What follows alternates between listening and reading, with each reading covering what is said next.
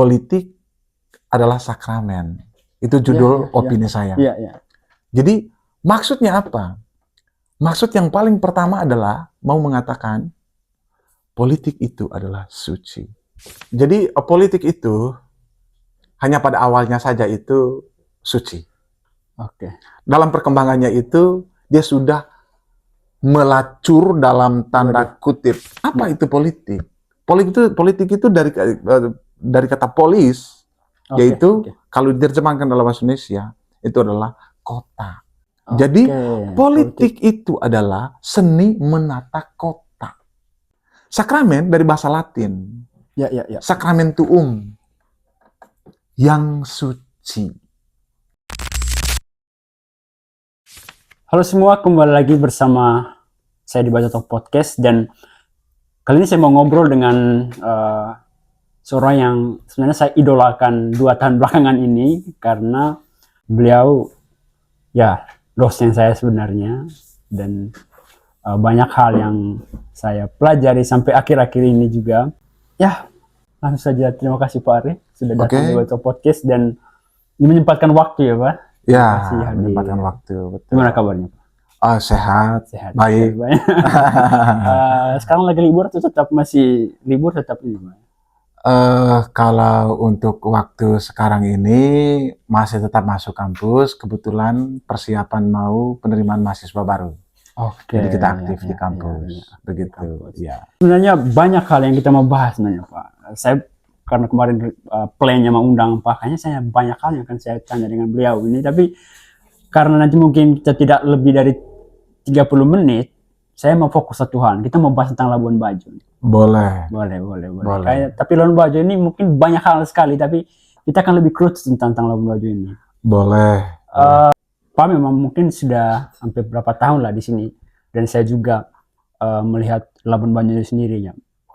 Entah apapun itu ya. Kalau dari Pak sendiri ini melihat Labuan Bajo ini gimana Pak? Dari kemajuannya atau mungkin ada kemunduran juga kan saat ini, saya tidak tahu. Dari Pak sendiri gimana? Dari pengamatan saya ya. Pengamatan saya memang Labuan Bajo menjadi salah satu kota yang perkembangannya sangat pesat. Cukup cepat, dan ini sepertinya dalam tanda kutip itu tidak bisa direm. 5, 6, 7 tahun ke depan wajah Labuan Bajo ini berubah total. Tidak lagi seperti ini. Tapi nanti itu belum tentu berubah ke arah negatif atau positif, itu belum tentu ya Pak ya? Atau gimana? Ada sisi positifnya, ada sisi negatifnya. Sisi positifnya itu adalah bahwa perkembangan kota Labuan Bajo, yang pertama peredaran uangnya meningkat. Itu dia. Kemudian perkembangan kotanya semakin meluas. Industri-industri kecil dan juga industri-industri besar seperti perhotelan atau industri kepariwisataan lainnya itu terus berkembang pesat. Dan saya dengar ada beberapa investor-investor besar yang juga akan memasuki dan berinvestasi di Labuan Bajo ini. Begitulah. Positifnya itu seperti itu. Tetapi di balik itu, saya melihat ada 1-2 hal yang menjadi keprihatinan. Tapi yang paling pokok menurut hemat saya itu adalah soal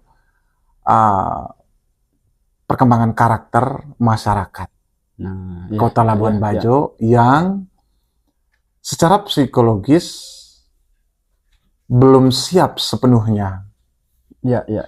Kalau yang saya lihat sekarang ini, yang terjadi itu adalah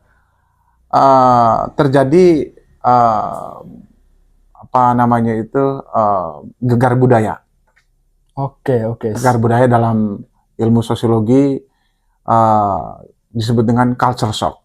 Culture shock itu artinya kebingungan budaya mana yang harus diikuti. Tapi sebenarnya kan budaya yang dari lahir harus diikuti. Betul. Budaya dari lahir itu harus diikuti. Kenapa? Karena di dalamnya itu ada nilai-nilai moral. Ada nilai-nilai edukasi. Sebelumnya, kita berbicara tentang budaya. Budaya itu dari bahasa Sanskerta. Oke. Yaitu dari kata budi. Dari kata budi, kemudian sampailah dalam konteks pemikiran berpikir. Jadi atas pemikiran yang rasional, maka dibuatlah budaya itu. Dan dari budaya itulah muncul tradisi. Tradisi itu dari bahasa Latin, yaitu dari kata tradere, yaitu yang diwariskan. Jadi yang diwariskan oleh nenek moyang kita dari dulu, yang awalnya itu adalah budaya, adalah nilai-nilai positif semua. Tetapi kini, dari adanya kemajuan ini, tradere itu, tradisi itu, yang diwariskan itu, sedikit agak kebingungan di mata masyarakat, terkhusus golongan orang muda. Oke, kira-kira dari pasti itu penyebab yang paling utamanya itu sih. Penyebab utamanya itu adalah karena adanya modernisme atau westernisasi. Jadi menurut konsep anak muda sekarang, kalau mengikuti gaya busana atau cara hidup orang Barat, itu yang lebih keren. Sementara nilai-nilai dari budaya dan tradisi yang sudah diturun-temurunkan oleh nenek moyang kita mulai terkikis. Sehingga disinilah kebingungan kemudian. Mana yang harus diikuti? Itu yang disebut dengan gegar budaya atau culture shock tadi. Kebingungannya di situ tuh. Mau ikut yang ini, yang dinilai keren sekarang, atau mau kembali ke tradisi lama, tetapi dalam ingatan orang muda sekarang, kalau kita mengikuti gaya yang lama, ada kesannya kuno. Begitu. Padahal kan menteri kita setiap hari muncul di layar. Betul. Dan menggaungkan harus kembali kepada budaya dan tradisi kita. Kenapa? Karena di dalamnya itu ada moral, ada mores dari bahasa Latin, ada nilai kebaikan di dalamnya itu. Jadi ada nilai-nilai edukasi yang membuat kehidupan kita dalam bermasyarakat itu harmoni. Tujuan dari semua tradisi itu adalah keharmonisasian secara sosial, bermasyarakat, sosius, masyarakat. Berarti jadi beberapa culture shock. Yang paling menonjol dari yang itu sampaikan tadi, berarti bagaimana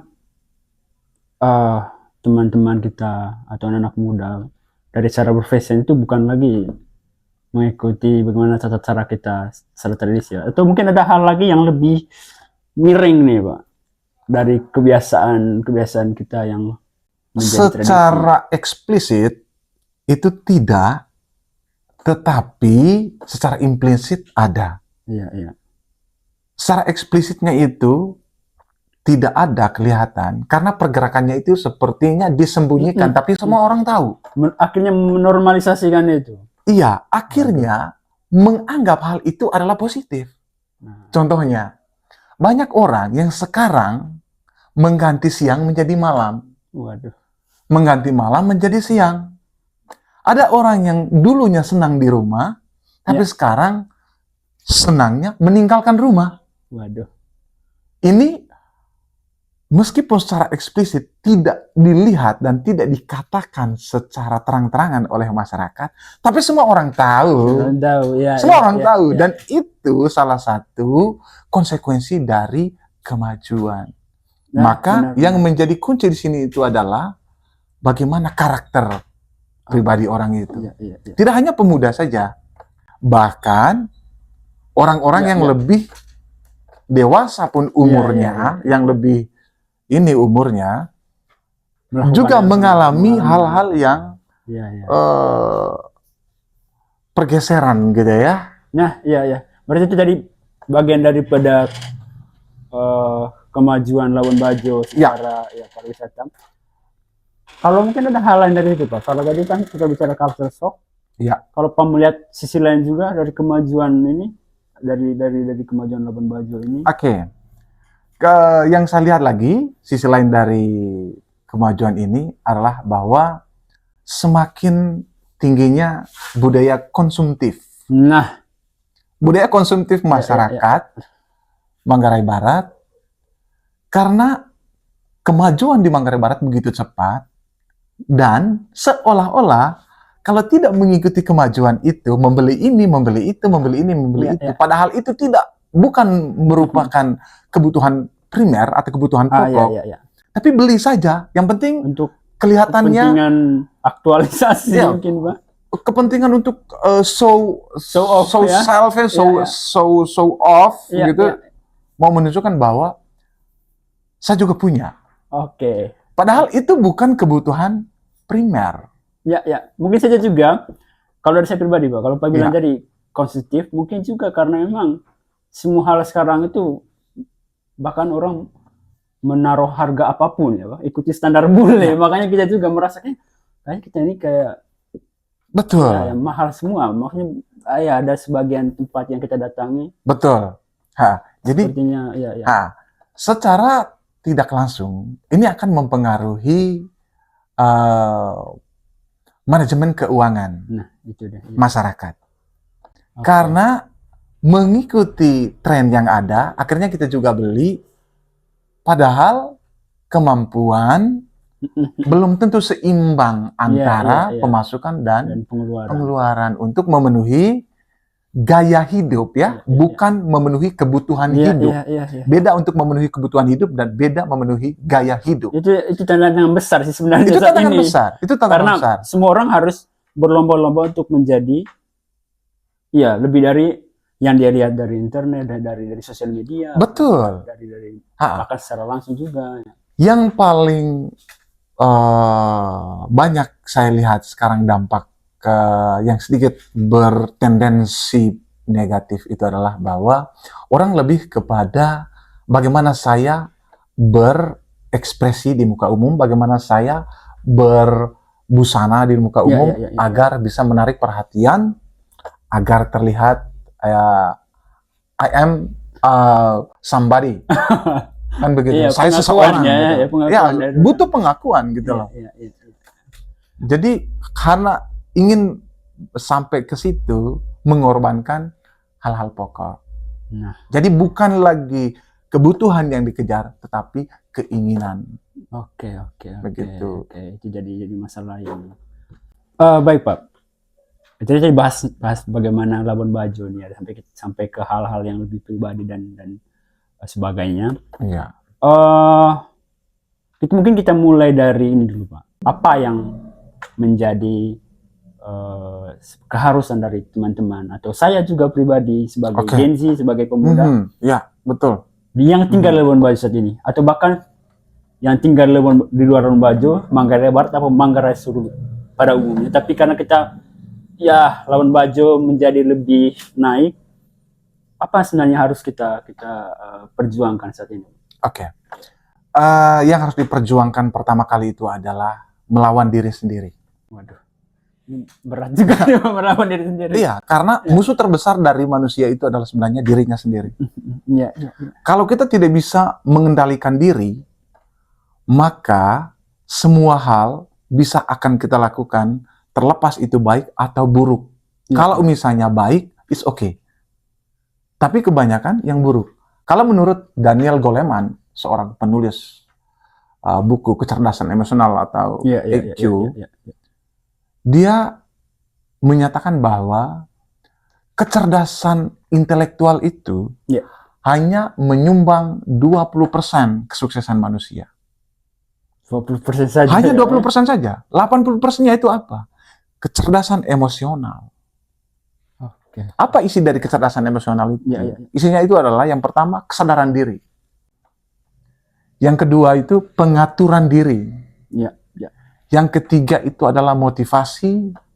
Yang keempat adalah empati. Yang kelima itu adalah social skill. Kalau dari yang pertama, generasi muda sadar diri, bagaimana posisi saya sekarang ini? Saya ini siapa? Iya, iya. Jangan ikut-ikutan gaya orang lain. Mungkin orang lain itu memang punyanya begitu, lebih ya. banyak. Iya, iya. Jangan ikut-ikutan gayanya dia. Sadar diri. Dan kesuksesan atau masa depan itu adanya itu di tangan kita, bukan di tangan orang tua, bukan di tangan keluarga, bukan di tangan tetangga, bukan di tangan teman, bukan di tangan satu geng. Oh no. Iya, iya. Di tangan kita sendiri kalau mau ingin sukses. Dengan melihat Labuan Bajo yang seperti ini, maka harus bisa mengatur diri. Iya, iya. Sadar, self-control ya, Bu, ya. Self-control. Jadi yang pertama itu harus awareness, sadar. Iya, iya. Kemudian yang kedua itu atur diri. Atur diri itu yang paling utama itu adalah mengatur waktu hidup. Nah, mulai dari bangun sampai tidur sampai bangun kembali harus diatur dan waktu itu harus produktif. Tidak boleh hanya menonton HP sampai kita ngantuk, sampai jatuh HP-nya itu di muka, bangun lagi dan semua pekerjaan hilang. Ya, walaupun yang kita nonton itu adalah kata-kata motivasi dari orang, meskipun kata-kata motivasi dari orang sukses, sama saja ya, Pak. Sama saja. Karena apa? Karena kita tidak punya action. Ya. Hanya menonton itu.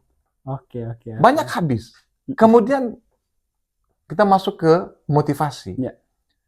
Orang kalau mau mencapai sesuatu di titik hidup yang dia tentukan, harus punya motivasi. Ya. Itu di masa muda. Kalau di masa muda tidak ada motivasi untuk menjadi sukses atau menjadi somebody sometimes in the future, jadi itu semua akan hilang. Ingat, masa muda itu adalah masa yang penuh energi dan penuh peluang. Begitu nanti menginjak umur 40, kita sudah kurang energik lagi.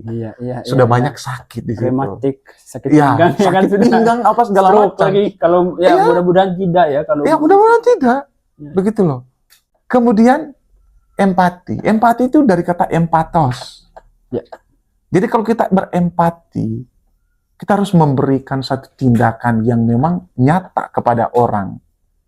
Berbuat baik kepada orang itu akan mendatangkan rahmat kepada kita. Iya. Kemudian yang terakhir itu adalah social skill. Kecerdasan sosial. Kecerdasan sosial. Bagaimana kita bersikap kepada sesama? Menghargai orang tua, menghargai anak kecil, menghargai sesama. Jadi, yang harus dipikirkan itu adalah, yang harus diatur itu adalah hati, pikiran, perkataan, perbuatan, dan tindakan. Itu yang pertama kali harus diatur oleh anak-anak muda saat ini melihat perkembangan Kota Labuan Bajo. Di samping itu, kemudian kita melihat peluang yang begitu besar yang ada di Labuan Bajo. Begitu banyak peluang yang ada di Labuan Bajo. Berarti tergantung kita sendiri. Tergantung dari diri kita. Kalau kita tidak bisa mengatur diri kita, sebanyak apapun peluang yang ada di Kota Labuan Bajo ini, tidak akan bisa. Kita akan menjadi penonton. Nah, di kota kita sendiri akan menjadi penonton. Di tanah kita sendiri akan menjadi penonton. Bahkan saya pernah baca satu kalimat ini, Pak. Tamu di tanah sendiri. Ya. Jadi itu dalam sekali. Mungkin ya bisa disebutkan, tapi kapanpun. Tapi makna itu yang kadang saya pernah pikir untuk bikin satu talk show atau satu ini bahas tentang itu. Tapi ya mungkin nanti lah, Pak. Oke, Pak. Itu tadi memang soal eksternal kita ya, Pak. Ya. Soal internal kita sebagai pemuda. Karena saya juga lagi berjuang, makanya kayaknya itu tadi masuk semua di saya sih. Dan sebenarnya ini untuk saya pribadi, dan kalian yang menonton hanya bonus saja saya. Karena umur saya masih umur yang seperti yang Pak bilang tadi, masih punya banyak peluang. Banyak peluang dan masih energik. Masih energik sekali. Oke, Pak, kita tadi bahas tentang internal ya, sebagai anak muda dan lain-lain. Sekarang eksternal. Ya, sekarang eksternal itu ya dari pemegang kekuasaan ya, Pak ya. Ya, bisa dikatakan demikian. Besar ya. Terhadap kehidupan kita. Betul. Nah, apa yang menjadi prioritas? Memang pemerintah pasti melakukan semua hal untuk kemajuan daerah. Tapi yang paling prioritas terhadap anak-anak muda saat ini untuk kemajuan Labuan Bajo. Oke. Yang pertama itu menurut analisa saya, menurut analisa saya, jadi karena Labuan Bajo ini masih bagian dari NTT, dan NTT ini nilai perkembangan Human Development Index atau indeks tingkat perkembangan manusianya itu, kalau tidak salah beberapa tahun yang lalu itu kedua terendah di Indonesia. Aduh. Jadi cukup memalukan. Iya. Cukup memalukan. Ya. Oke. Jadi yang pertama yang harus diperhatikan oleh pemerintah itu adalah soal pendidikan bagi anak-anak muda. Berikan akses pendidikan yang memang baik untuk anak-anak muda agar mereka itu bisa berkembang secara intelektual dan ilmu pengetahuan.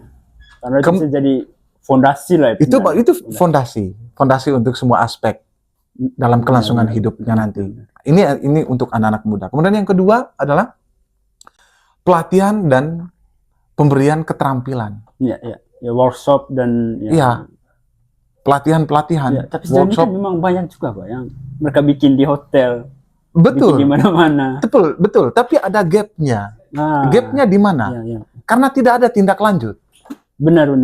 Setelah dilatih, dilepaskan begitu saja. Oke. Jadi sama persis seperti kalau saya membuat suatu contoh misalnya, kita ya panggil orang misalnya, lalu kita sampai di sini, ini loh modelnya emas. Emas ini ada loh di Manggarai ini. Oke. Jadi kalau nanti dijual mahal. Setelah itu lepas. Tidak tahu di mana tempatnya, bagaimana cara menggalinya, bagaimana cara mendulangnya, bagaimana cara supaya dia menjadi emas yang baik. Kemudian di mana tempatnya dijual. Kalau kita ke manajemen pemasaran, jadi rantai pasoknya itu tidak diciptakan. Supply chain-nya itu tidak ada dibuat. Gitu. Kemudian selanjutnya itu adalah soal kesehatan mental. Kesehatan mental sekarang untuk anak-anak muda, generasi muda, itu menjadi satu hal keprihatinan karena begitu banyak hal yang dipikirkan dan sedikit mental anak-anak muda sudah mulai terkontaminasi dengan banyak hal dan cepat sekali mengatakan, saya stres. Saya stres. Saya butuh healing. Padahal kerjaan belum selesai. Itu. Jadi mungkin hal kesehatan mental ini harus menjadi perhatian pemerintah juga. Kemudian yang berikutnya itu soal kewirausahaan dan inovasi. Oke. Itu juga. Kita kembali lagi. Kita daerah pariwisata. Benar. Yang dibutuhkan apa? Ya entrepreneurship. Iya. Kewirausahaan. Bagaimana kewirausahaan itu bisa berkembang? Ya harus melakukan inovasi. Kalau tidak diberikan inovasi oleh para pimpinan tadi tadi dia bilang penguasa dalam tanda kutip Kalau itu tidak diberikan peluang untuk berwirausaha dan inovasi, maka ya anak-anak muda ini tidak akan berkembang. Iya. Begitu loh. Tidak ada kesempatan-kesempatannya. Iya, mereka tidak bisa bagaimana saya mengisi peluang ini yang ada ini. Gitu loh. Dengan membuat apa saya gitu. Dia akan bingung. Gitu. Ya walaupun hari ini kita dibanjiri oleh informasi di media sosial, tapi sama saja. Sama saja. Bingung dia. Kemudian yang berikutnya itu adalah memberikan peluang kerja. Ciptakan peluang kerja kepada anak-anak muda. Benar. Peluang kerja yang memang bisa dikerjakan dengan baik dan menghasilkan untuk membantu perkembangan kota pariwisata kita ini dan juga untuk meningkatkan taraf hidup generasi muda itu sendiri. Tapi berarti yang paling penting tadi itu pendidikan dulu. Pendidikan yang menjadi kuncinya itu pendidikan. Kemudian keterlibatan politik dan sosial. Kita masuk ke politik ya. Iya. Kita Jadi mau bahas itu. keterlibatan politik dan sosial. Kenapa politik dan sosial? Politik nanti baru saya jelaskan secara terperinci apa itu politik. Iya. Jadi politik itu kalau sekarang menjadi guiding untuk semua hal. Ya, benar. Tanpa politik sekarang, semua kebijakan-kebijakan itu tidak akan ada. Iya. Maka dalam politik ini kita harus mengikutsertakan anak-anak muda, generasi-generasi muda, supaya mereka paham, oh cara berpolitik yang baik dan benar itu begini ternyata. Iya. Begitu loh. Kemudian sosial, kata tadi kan politik dan sosial. Sosial bersosius, bermasyarakat. Jadi generasi muda mereka juga harus dilatih bagaimana bersosial dengan baik. Iya. Melalui apa? Melalui pendidikan. Entah itu formal, non formal, tapi harus ada perhatian khusus dari pemerintah. Seperti itu. Benar, Pak. Ya memang sebagian besar dari hidup kita ini ya ditentukan dari kebijakan politik, keputusan politik. Betul. Dan saya sempat membaca headline ya, Pak. Dan Pak juga sempat sharing tentang satu tulisan dari Pak Ari, dan memang Pak Ari penulis puisi juga ya, Pak ya. Tapi yang paling saya fokuskan dan saya juga agak tergugah apa sih sebenarnya dia itu tentang politik itu adalah sakramen. Yang saya kenal itu cuma 7 sakramen dari saya masih kecil di sakramen. Kok ada politik? Maksudnya itu apa juga? Jadi kalau tadi dia bilang kenalnya sakramen, 7 sakramen. Sebagai orang yang beragama Katolik, jadi memang ada 7 sakramen. Jadi untuk teman-teman yang lain mungkin ini hal baru begitu, yang berkepercayaan lain gitu. Tapi saya di sini mengatakan atau menulis judul opini saya, politik adalah sakramen. Saya tidak mau membawa unsur kekatolikan itu dalam sakramen. Tidak. Saya hanya mengambil makna dari kata sakramen secara etimologis. Secara asal usul kata dan maknanya. Gitu. Kita berbicara tentang politik adalah sakramen. Itu judul opini saya. Jadi maksudnya apa? Maksud yang paling pertama adalah mau mengatakan politik itu adalah suci. Ya. Pokoknya dari Pak sendiri, dari tulisan sendiri, tapi ya saya masih bingung dengan keadaan saat ini. Tapi ya Pak coba untuk saya coba menyampaikan dulu maksud dari tulisan itu ya. Jadi yang pertama politik. Politik itu dari kata polis, bahasa Yunani. Dan itu berkembangnya di Yunani. Dulu Sokrates di Athena, itu kota Yunani, dia itu dulu berkeliling, pergi ke pasar, namanya Agora. Pasar Agora. Pasar, tapi nama dalam bahasa Yunaninya itu adalah Agora. Jadi di situ dia berbicara dengan banyak orang tentang politik. Apa itu politik? Politik itu dari kata polis, yaitu kalau diterjemahkan dalam bahasa Indonesia itu adalah kota. Jadi politik itu adalah seni menata kota. Benar. Kemudian sakramen. Sakramen dari bahasa Latin. Sacramentum. Yang suci. Jadi, secara etimologis, dari kata politik adalah sakramen, ya maka politik itu adalah yang suci. Kenapa politik itu suci? Kenapa?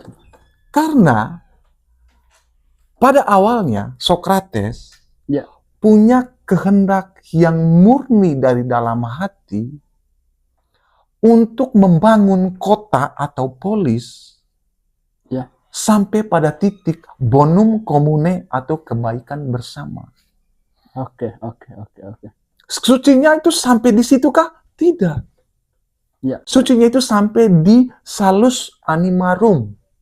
Apa itu salus animarum? Apa itu bahasanya? Salus animarum itu adalah keselamatan jiwa-jiwa.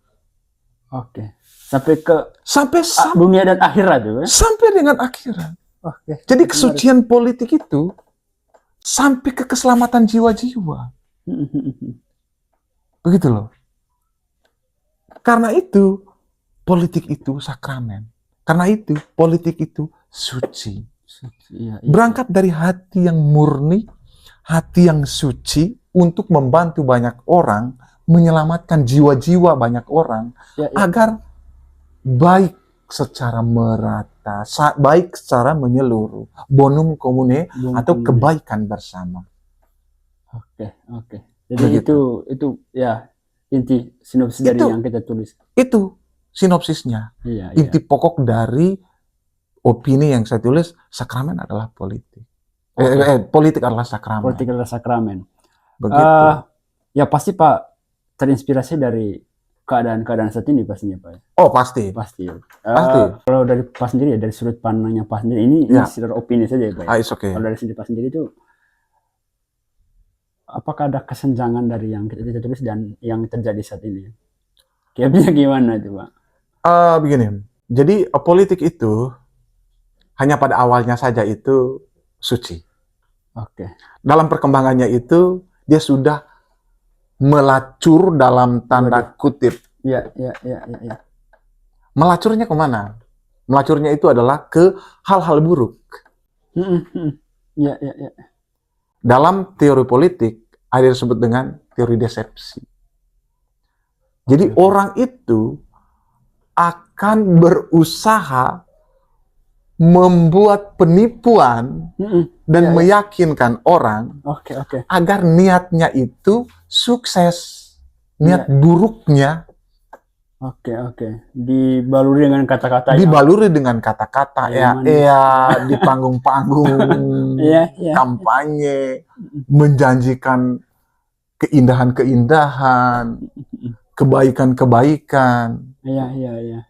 Tapi nyatanya begitu jadi atau menduduki jabatan atau menang dalam kontestasi itu, kalau kita ukur persentase dari janji politiknya, mungkin hanya 10% yang terjadi. Dan itu pun di dalamnya diwarnai dengan nepotisme. Nah, itu dia. Oke. Kalau kembali tadi ke Pak bilang bahwa politik itu dari bahasa Latin. Ya. Yang artinya Yunani. Polis, yang artinya menata kota. Ya. Apakah ini karena terjemahan terlalu lurus, jadinya yang dicatatnya cuma kota-kota saja, yang kampung-kampung masih antah berantah, atau dari Pak sendiri gimana? Apakah dari teman-teman kita yang di dalam menafsirkan kata politik ini hanya menata kota saja, tetapi ya.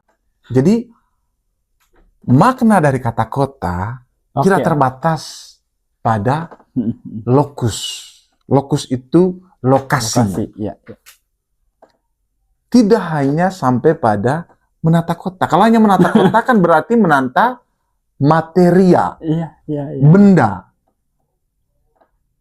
Yang dimaksud dengan menata kota itu adalah menata orangnya. Menata orang. Karena orang yang berada di dalam kota. Dan juga orang yang berada di satu wilayah kekuasaan. Makanya kesuciannya di mana? Keselamatan jiwa-jiwa. Salus animarum. Kan di situ puncak kesuciannya tadi politik itu. Tindakan-tindakannya dia harus bisa sampai pada keselamatan jiwa-jiwa semua orang yang menjadi tanggung jawabnya dia sebagai seorang politikus. Berarti ini cukup sakral ya, Pak ya? Sangat sakral ya. Politik itu sangat sakral. Oke. Hanya orang situ tadi dalam tanda kutip mereka sudah melacur, akhirnya kesakralan politik itu pudar. Jadi muncullah kesan kalau tidak dalam tanda kutip ya, ini oknum bukan semua.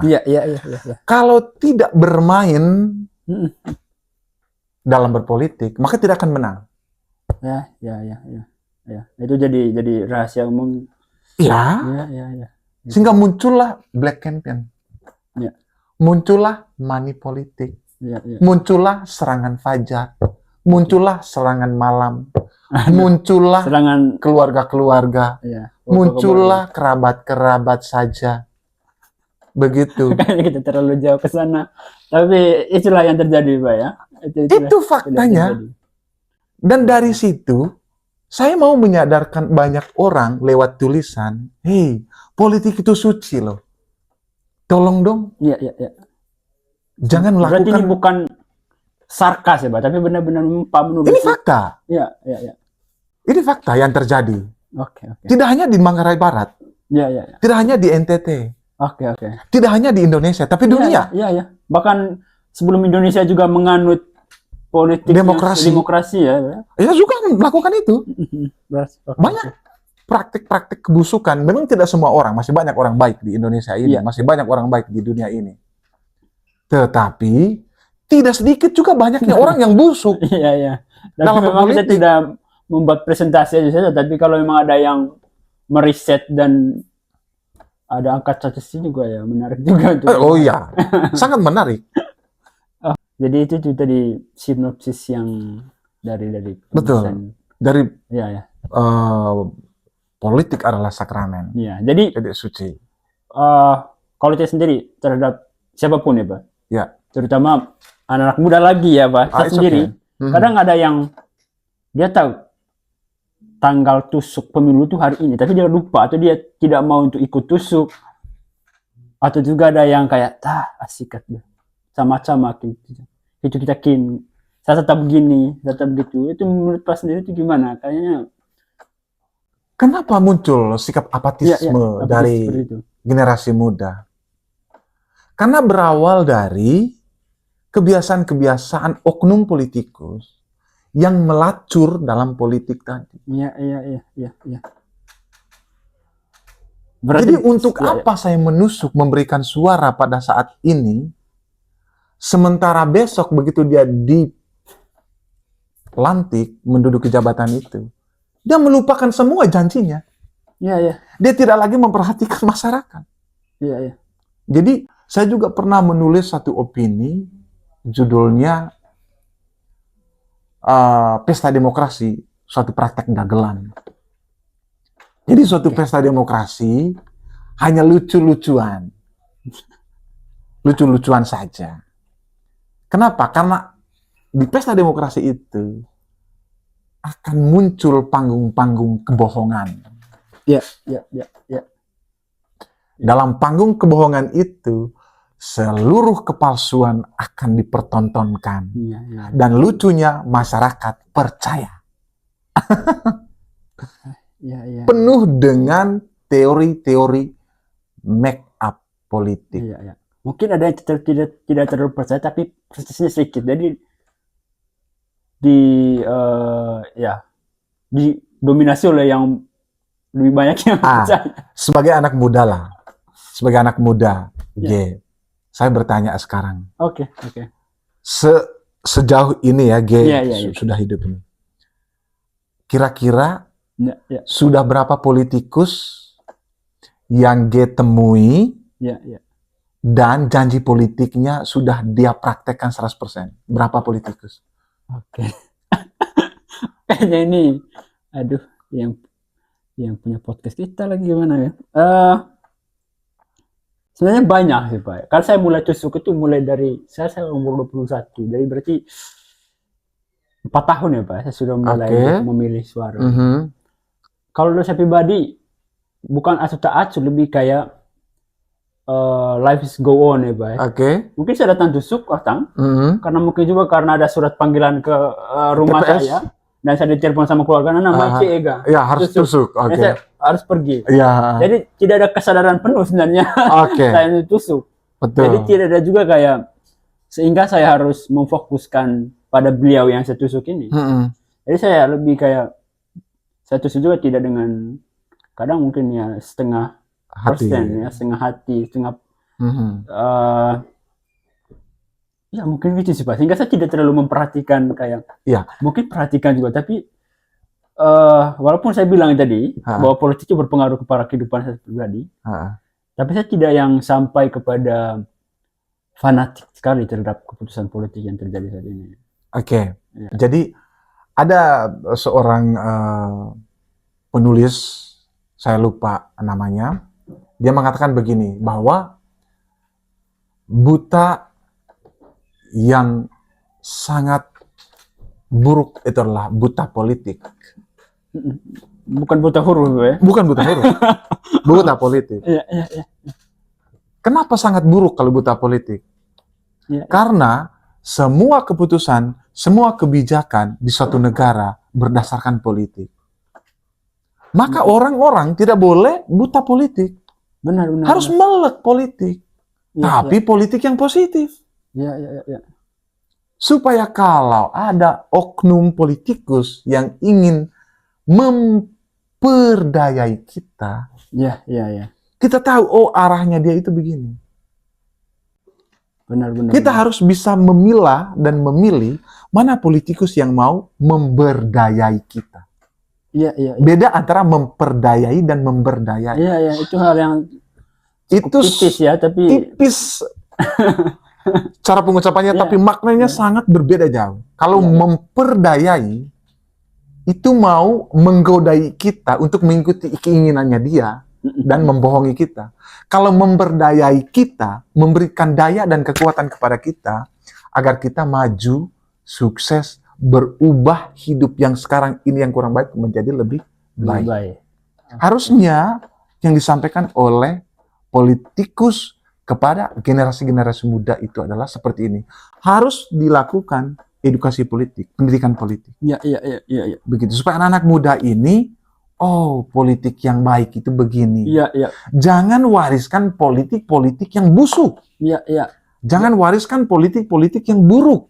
Dan jangan lupa terpengaruh karena FYP TikTok yang berseliweran, karena dengan adegan-adegan yang dibuat, akhirnya kita dengan 100% percaya, Betul. tapi tidak mempelajari secara lebih dalam. Itu yang menjadi masalah juga kan.